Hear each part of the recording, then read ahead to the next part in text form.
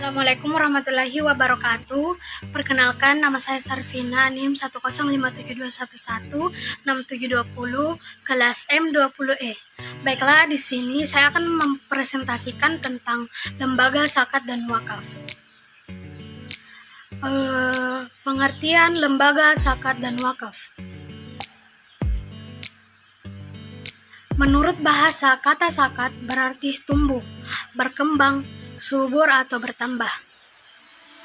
Dalam Al-Quran dan hadis disebutkan Allah memusnahkan riba dan menyuburkan sedekah.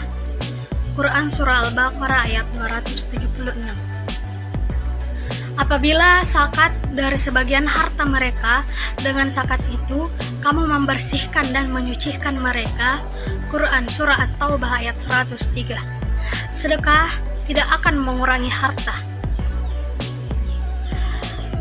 Sedangkan wakaf atau uang merupakan wakaf yang dilakukan seseorang, kelompok orang, lembaga atau badan hukum dalam bentuk uang tunai atau kas.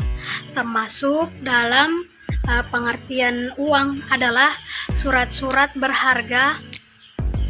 Wakaf uang hukumnya jawaz atau boleh. Wakaf uang hanya boleh disalurkan dan digunakan untuk hal-hal yang dibolehkan secara syar'i. Nilai pokok wakaf harus dijamin kelestariannya, tidak boleh dijual, dihibahkan, dan atau diwariskan.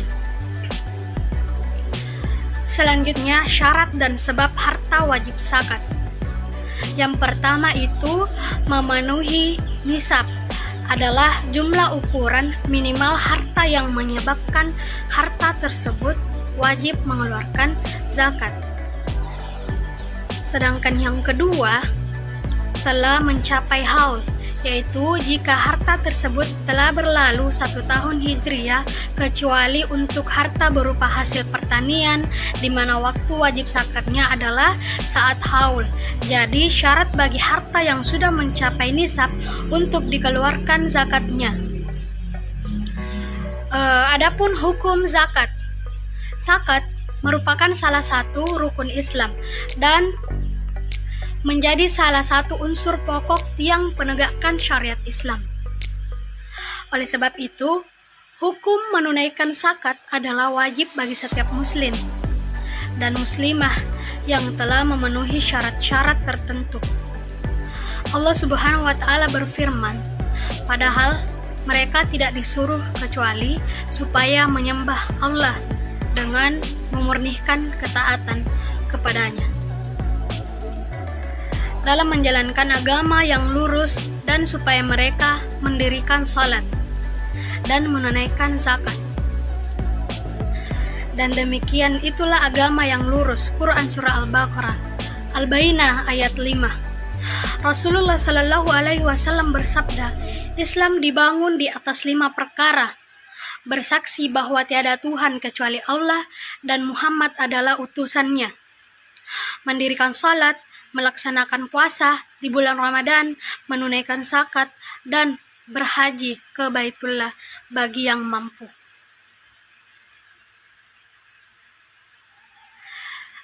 Yang wajib mengeluarkan zakat. Zakat adalah fardu ain bagi setiap muslim. Bagi laki-laki dan perempuan, bahkan anak-anak dan orang gila sekalipun, memiliki kewajiban yang sama bila hartanya sudah memenuhi syarat yang telah ditetapkan.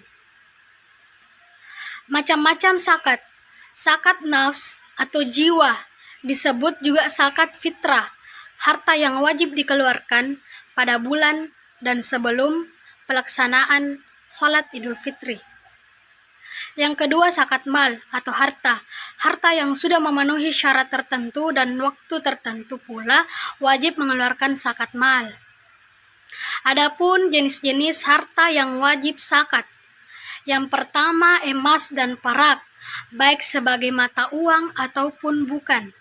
Yang kedua, binatang ternak, yaitu unta, sapi, dan kambing. Yang ketiga, barang dagang dan keuntungannya, Yang keempat, hasil pertanian dan buah-buahan. Penerimaan zakat. Golongan yang berhak menerima zakat ada 8, yaitu yang pertama, fukara atau fakir, adalah orang yang tidak memiliki harta benda untuk bisa mencukupi kebutuhan hidupnya. Yang kedua, masakin atau miskin, adalah orang yang memiliki harta benda atau pekerjaan namun tidak bisa mencukupi.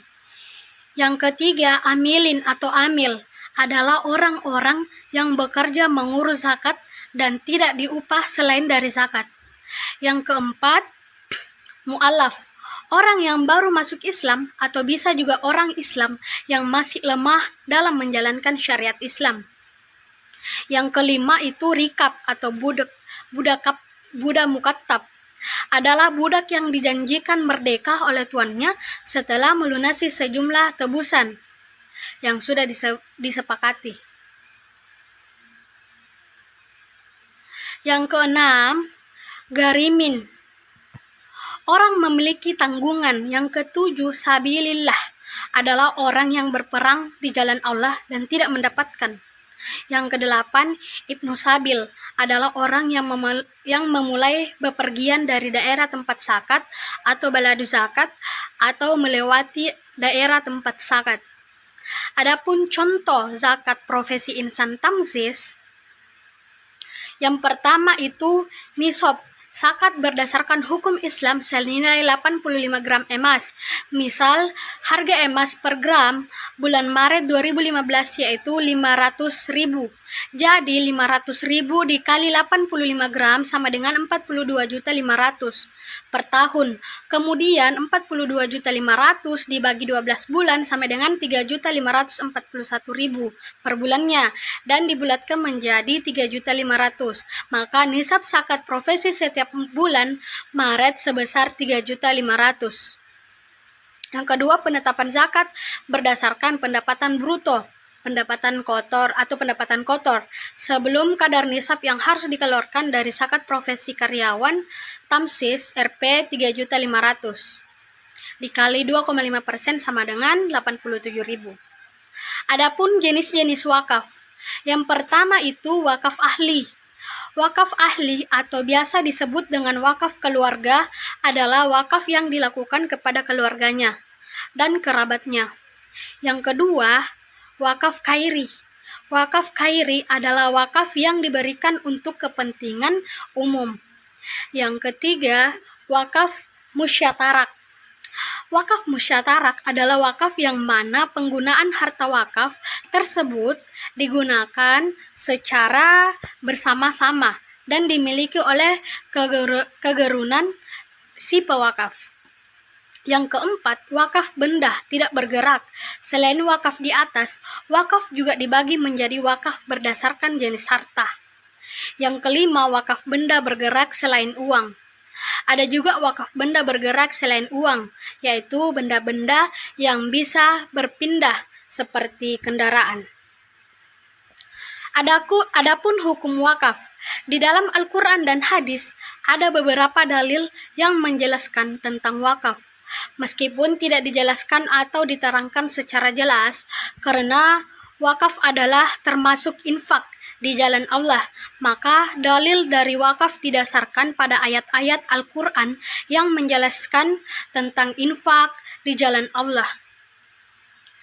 Disebutkan dalam Al-Quran surat Al-Imran ayat 92, kamu tidak akan memperoleh kebajikan sebelum kamu menginfakkan sebagian harta yang kamu cintai.